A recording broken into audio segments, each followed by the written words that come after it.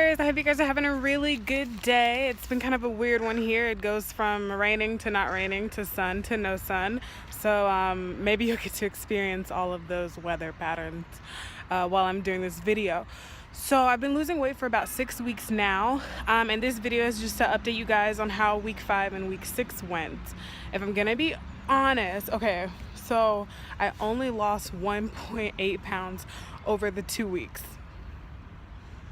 And I was very upset. I was extremely upset because I'm like, okay, I am changing the way I'm eating, like I'm working out, and of course, retrospection time. So I look back and I'm like, okay, week 5, like I ran out of fruits. So I wasn't doing my morning smoothies anymore because they have a fresh market here, not the store, but a market that you can go to, a farmer's market that you can go to and buy fresh fruits and fresh vegetables.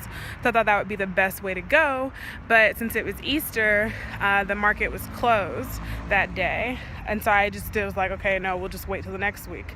Well, so I had enough vegetables that week, and then week 6, I didn't have as many vegetables left, so I was kind of eating mostly just your grains and like legumes and stuff. Or grains and beans. So I wasn't eating the fruits and vegetables, which fruits and vegetables is where the majority of your nutrients come from, your protein comes from, your fiber comes from. And so I really realized, it made me realize just how important the fruits and the vegetables are. So if I'm going to be honest, I'm still having trouble with portion sizes. Like I feel like, oh, now I'm eating like just fruits, vegetables, grains, like beans and stuff. I can eat as much as I want, like it doesn't matter. But it does. As we can see for these last 2 weeks, it really does matter. And so I was really upset in the beginning, but I'm not discouraged. I mean, honestly, I still have so much more energy. My workouts are having an even bigger effect on my body. Like in my workouts, I told you guys before that my workouts, I'm doing stuff like planking, mountain climbing, modified push-ups, all of these things. And all these workouts, if we think about somebody my size, they're not really supposed to be able to do these types of workouts. So I can feel my body getting stronger, I'm sleeping better, and I'm just much more productive in shorter periods of time. So this is crunch time for me for school. And I wrote like 37 pages in total in around like 15 to 20 hours. So I mean, it's insane. Like I'm much more productive. I'm thinking on my toes better. Excuse me. Anyway, I really encourage you guys to just start researching about the link between animal protein and health, and animal protein and disease. I mean, I was never really the type of person who, I'm gonna be vegan or vegetarian because, don't be killing the animals, don't be beating on the animals. And I'm not saying that's a good thing, but every time I would see those commercials about like violence against dogs, I'm like, what about violence against women? Like, what about, there's so many cases of domestic violence around the world, sexual trafficking, sexual assault, and I'm just like, okay, we need to be focused on them more than these animals. But it's not. So if you're not like that, there are other reasons for why you should stop eating animal products. There have been links between the World Health Organization has said that processed meat, at least they've said, is a type 1 carcinogen, which is in the same category as tobacco. And so there's something that we're not being told that we need to research on our own. The information is not being provided to us through the main avenues, so we need to be researching that on our own. Let me turn my page. I told y'all I'd take notes. I can't remember everything I want to tell y'all.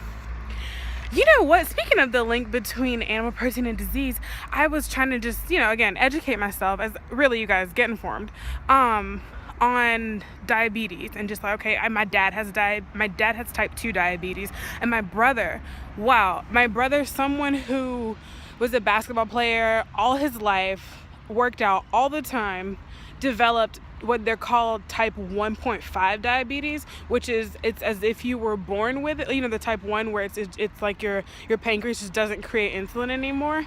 And so it's like he developed this type of diabetes. So instead of just taking pills like my dad, he used to take shots every day. And it was such a shock for me to see my brother get that, because I'm like, he's like one of the healthiest people that I know, because he works out all the time. But you know, if you work out, if you're healthy looking on the outside but you're not healthy on the inside, are you really healthy, you know? And so I started learning, okay, I'm like, let me learn about diabetes. As I'm watching this video, there's it's one of the last videos, and it's talking about this. They only mention exercise and medicine as like the ways to deal with diabetes or to prevent diabetes, and they don't mention anything about diet. And when they talk about the best like option that they've seen so far that's cured diabetes, do you know what they suggest? Gastric bypass surgery.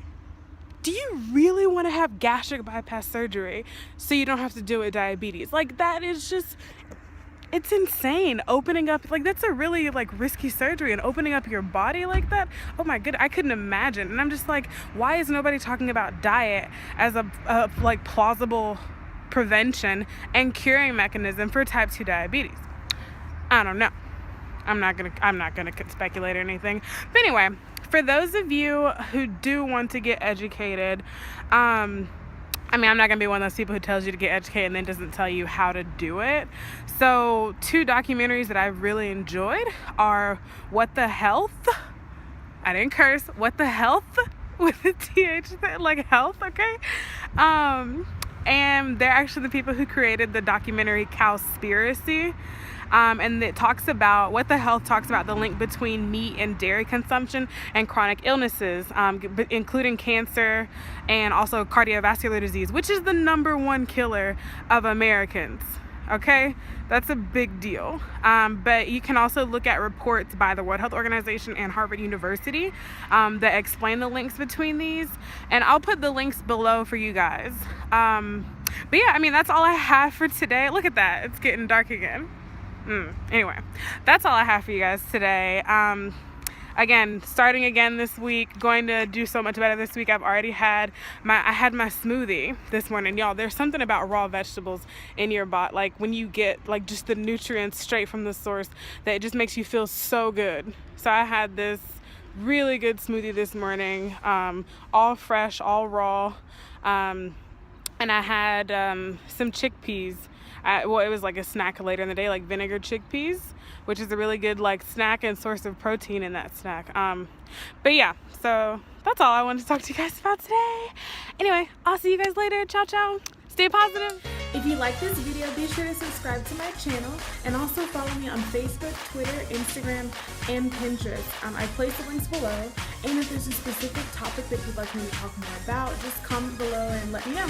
Okay, bye.